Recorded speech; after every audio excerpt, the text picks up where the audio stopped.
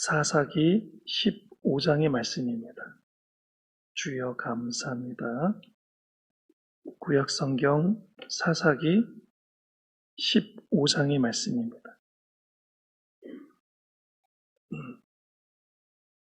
기도하시겠습니다.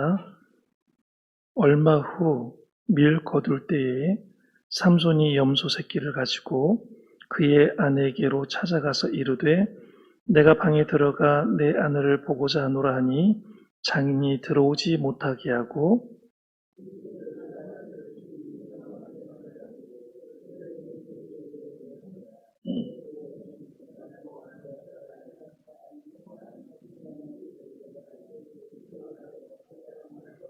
삼손이 그들에게 이르되 이번은 내가 블레셋 사람들을 해할지라도 그들에게 대하여 내게 허물이 없을 것이니라 하고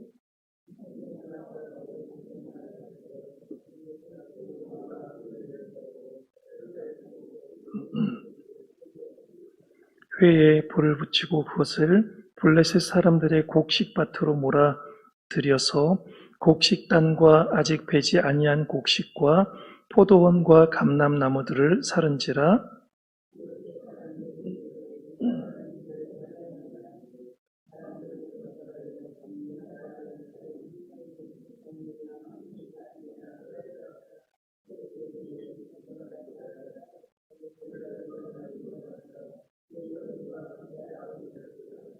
삼손이 그들에게 이르되 너희가 이같이 행하였은즉 내가 너희에게 원수를 갚고야 말리라 하고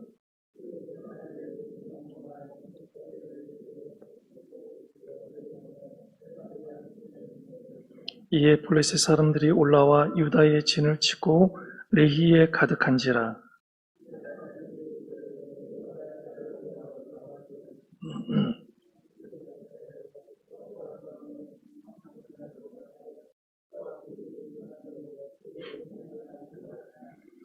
유다 사람 3,000명이 에담 바위 틈에 내려가서 삼손에게 이르되 너는 블레셋 사람이 우리를 다스리는 줄을 알지 못하느냐? 내가 어찌하여 우리에게 이같이 행하였느냐 하니 삼손이 그들에게 이르되 그들이 내게 행한 대로 나도 그들에게 행하였노라 하니라.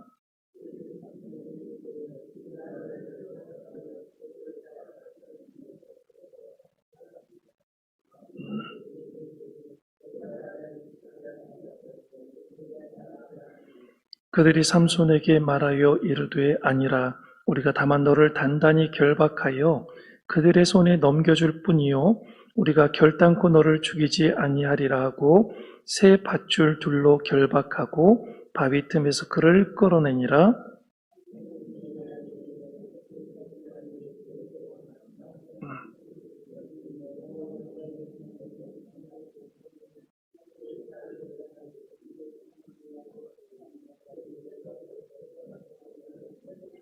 삼손이 나귀의 새 턱뼈를 보고 손을 내밀어 집어들고 그것으로 1,000명을 죽이고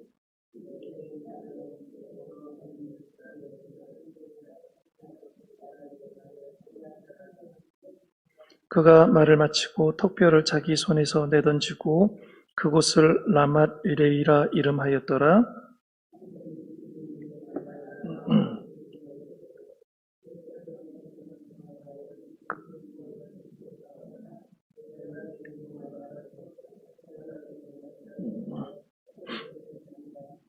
하나님이 레이에서 한 우묵한 곳을 터뜨리시니 거기서 물이 솟아 나오는지라. 삼손이 그것을 마시고 정신이 회복되어 소생하니 그러므로 그 샘 이름을 엔하고레라 불렀으며 그 샘이 오늘까지 레이에 있더라. 블레셋 사람의 때에 삼손이 이스라엘의 사사로 20년 동안 지냈더라. 아멘.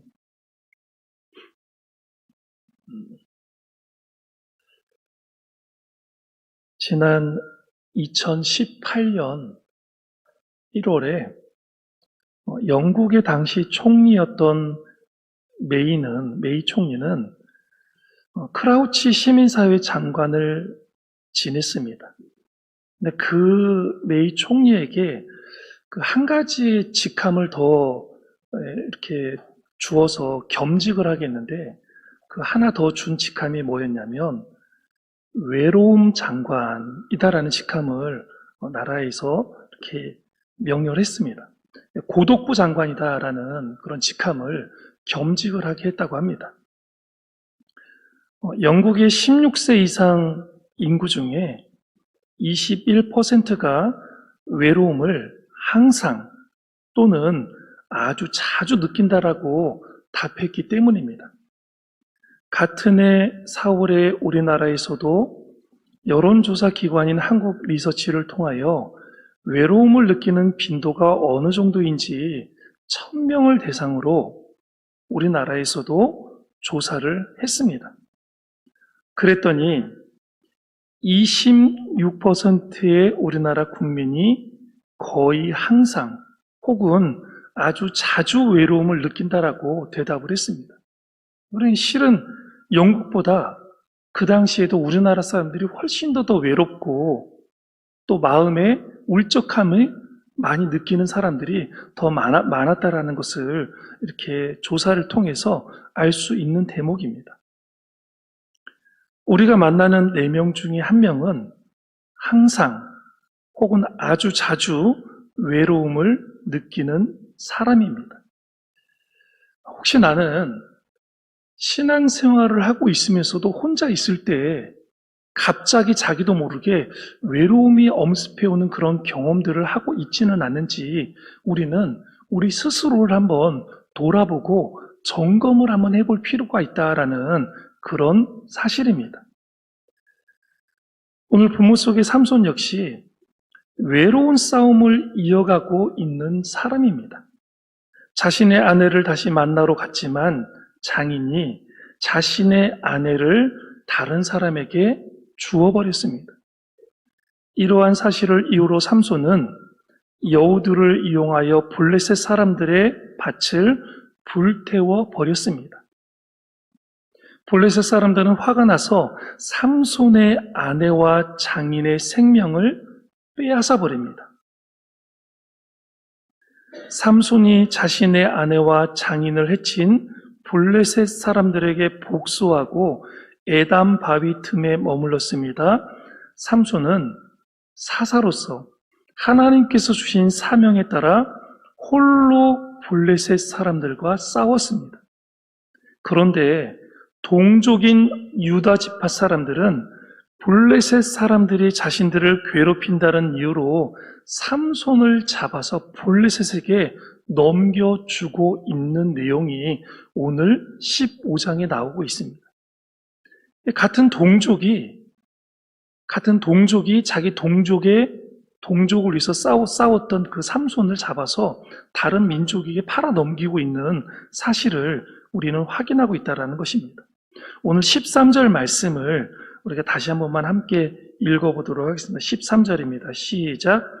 그들이 삼손에게 말하여 이르되 아니라 우리가 다만 너를 단단히 결박하여 그들의 손에 넘겨줄 뿐이요 우리가 결탄코 너를 죽이지 아니하리라 하고 새 밧줄 둘로 결박하고 바위 틈에서 그를 끌어내니라. 동족 유다 지파는 자신들의 안위만 생각을 한 채 자신의 동족을 블레셋에서 구원하기 위하여 싸우는 삼손을 팔아넘기고 있습니다. 삼손은 혼자서 블레셋과 외롭게 싸우고 있습니다. 우리 인생도 삼손처럼 외롭게 싸워나가는 인생입니다.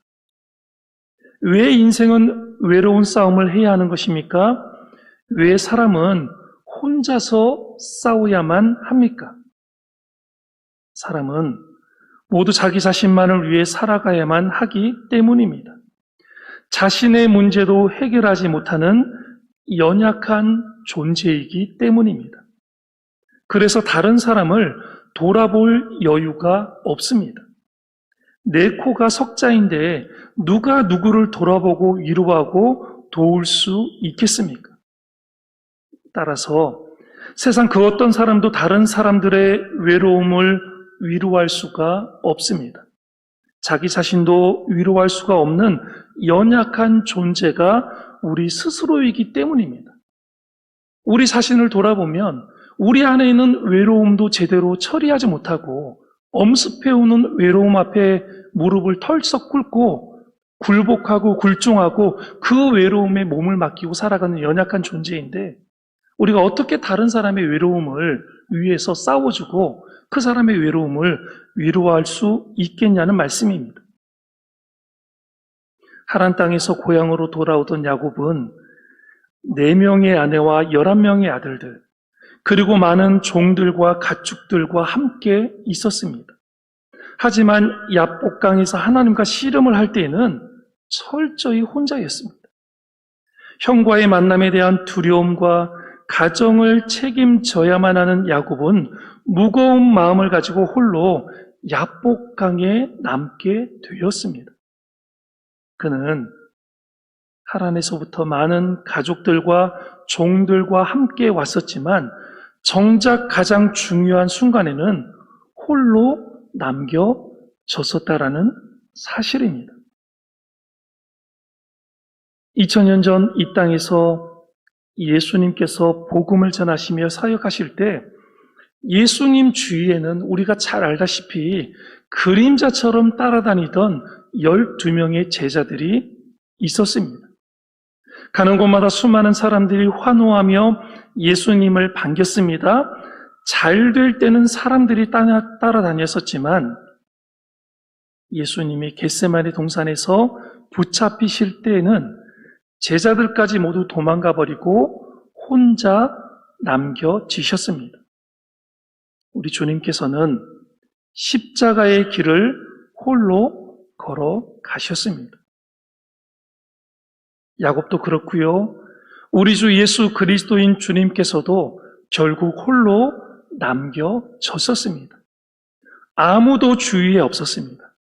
그러나 홀로 남겨진 듯한 그곳에 하나님은 함께 하셨습니다. 야곱은 야복강가에서 홀로 있었지만 하나님은 그를 만나 주셨습니다.